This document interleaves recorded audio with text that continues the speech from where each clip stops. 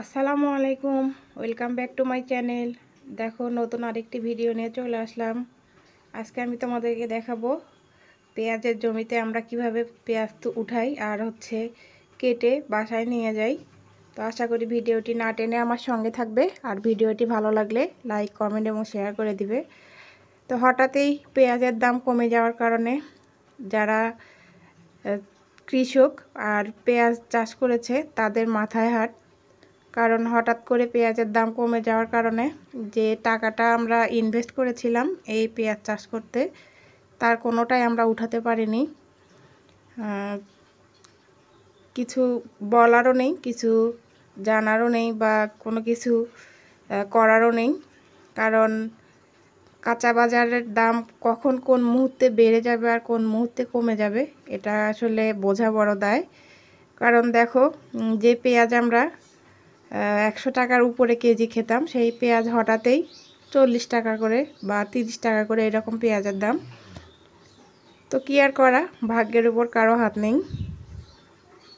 তো চলো, আজকে আমাদের জমি থেকে কতটুকু পেঁয়াজ উঠলো এবং কিভাবে সেটা আমরা সংরক্ষণ করে বাসায় নিয়ে যাচ্ছি সেইটাই তোমাদের সঙ্গে শেয়ার করব। আশা করি ভিডিওটি না টেনে আমার সঙ্গে থাকবে, আর এই ভিডিওটি ভালো লাগলে প্লিজ বেশি বেশি করে লাইক, কমেন্ট এবং শেয়ার করে দিও।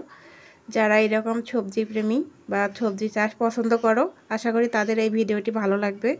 আমি নিজেই দেখছি এবং তোমাদেরকে দেখানোর চেষ্টা করছি। আশা করি ভিডিওটি না টেনে আমার সঙ্গে থাকবে। তো চলো, দেখতে থাকো আমরা কিভাবে পেঁয়াজ উঠাচ্ছি এবং সংরক্ষণ করছি।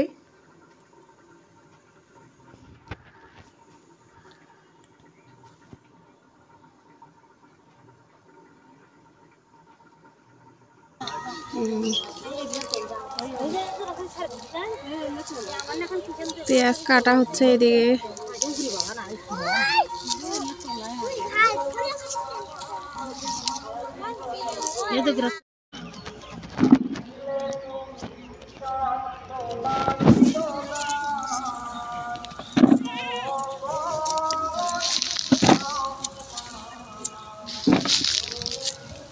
এটা ছোট বলে আলাদা করে নাই, আমি ওটা ছোট বলে সবগুলো আলাদা করি।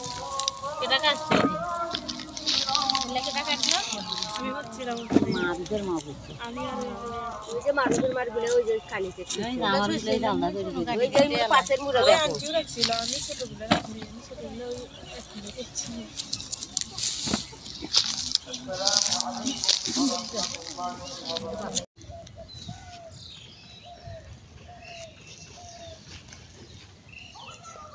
এখানে পেঁয়াজগুলো আমরা রোদে শুকাইতে দিয়েছি। এখানে প্রায় 200-250 কেজির মতো আছে, 4 মণের কাছাকাছি। তারপর এগুলো মেপে বাজারে নিয়ে যাওয়া হবে, আর বাকি পেঁয়াজগুলো যেগুলো আছে সেগুলো আমরা একটু পরে উঠাতে যাব। পেঁয়াজের একদম দাম কমে গেছে।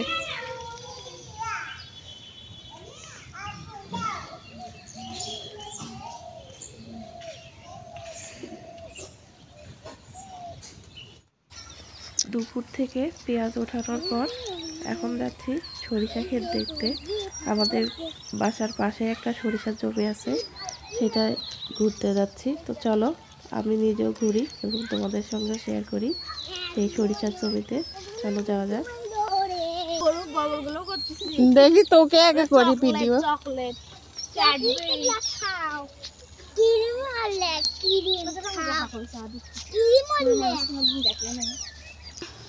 ভালো আছেন?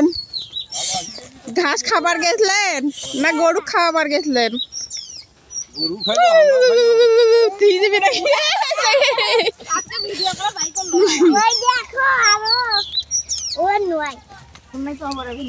না তো, এটা কি বড় জমি?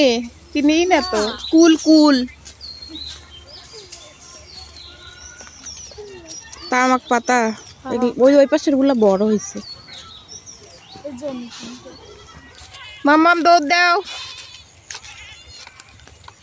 আমার কলিজা, আমার কলিজা, আমার কলিজা। অবাক কাণ্ড, দেখো কলা গাছের মাঝে মাঝে সরিষা চাষ করছে। কোথাও আর কোনো জমি ফাঁকা রাখেনি।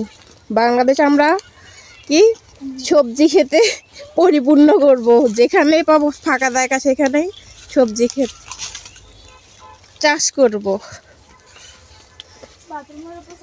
বাথরুমের উপরও করবে? আচ্ছা আচ্ছা, আমি হেল্প করে দেব। এখানে বাচ্চারা এখানে খেলাধুলা করতেছে ফাঁকা মাঠে, যতক্ষণ না মানে যতদিন না জমি রোপণ করা হবে ততদিন এই বাচ্চারা এইভাবে এখানে ফাঁকা জায়গায় খেলাধুলা করে। আমাদের গ্রামের বাচ্চারা এইরকমই, ছোটবেলায় আমরাও অনেক খেলেছি এইভাবে।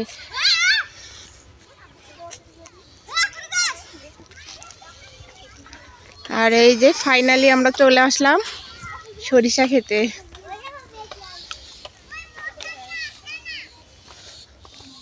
কে কে এরকম সরিষা খেতে এসে জমিতে ভিডিও বানিয়েছো অবশ্যই কমেন্ট বক্সে জানাবে।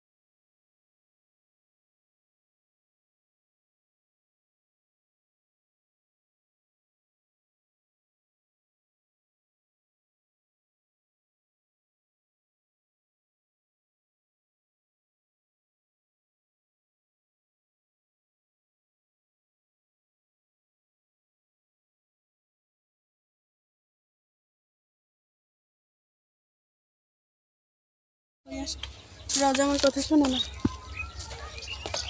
ফুল দিছ? এই পড়লো রে, পড়লো পড়লো পড়লো।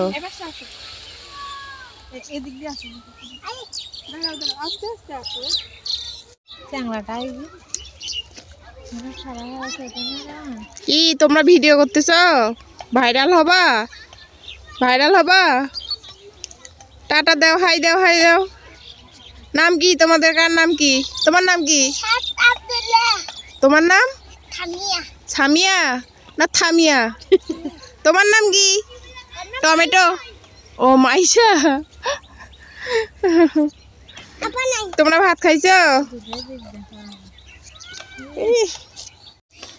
শুধু এখানে সরিষা ফুল আর সরিষা ফুল সব পড়ে গেছে। সরিষা ধরেছে, দেখাই একটু তোমাদেরকে। এই যে সরিষার গাছ, সরিষা ধরেছে।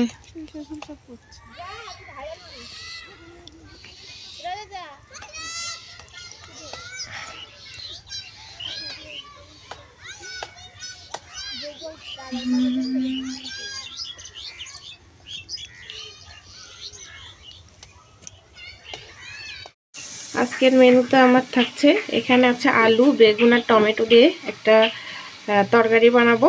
আর এইদিকে আছে দেখো বাঁধাকপি ভাজি। তো আজকে সাদামাটা খাবার দাবার। আর এইদিকে দেখো ইলিশ মাছ নিয়েছি, তো এই ইলিশ মাছের আজকে পাতলা ঝোল বানাবো। তো এগুলো হচ্ছে আমার আজকের রেসিপি। আশা করি ভিডিওটি না টেনে আমার সঙ্গে থাকবে। তো চলো ইলিশ মাছ রান্না করা যাক। বাঁধাকপি তো দেখো এদিকে রান্না হয়ে গেছে। এগুলো নামিয়ে এখন এই ইলিশ মাছের মাথা দিয়ে এটা একটা লাবড়ার তরকারি রান্না করব। দেখতে থাকো, আশা করি ভালো লাগবে। তো চলো।